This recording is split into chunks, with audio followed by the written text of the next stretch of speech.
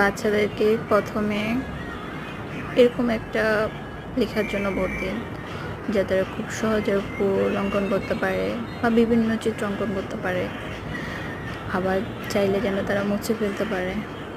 কিন্তু আপনারা যখন খাতা আর পেন্সিল কিংবা কলম দিয়ে দেন, তারা চাইলে সব কিছু আবার মুছতে পারে না, ঠিক আছে, এলোমেলো করে ফেলে।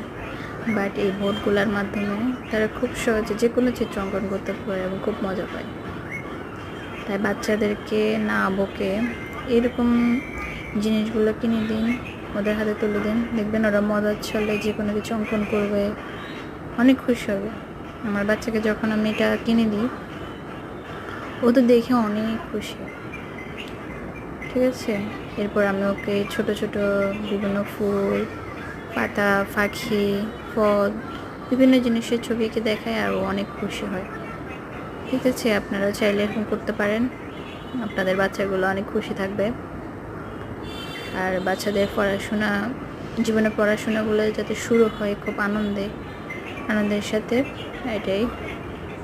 ভালো থাকবেন সবাই, সুস্থ থাকবেন। আল্লাহ হাফেজ।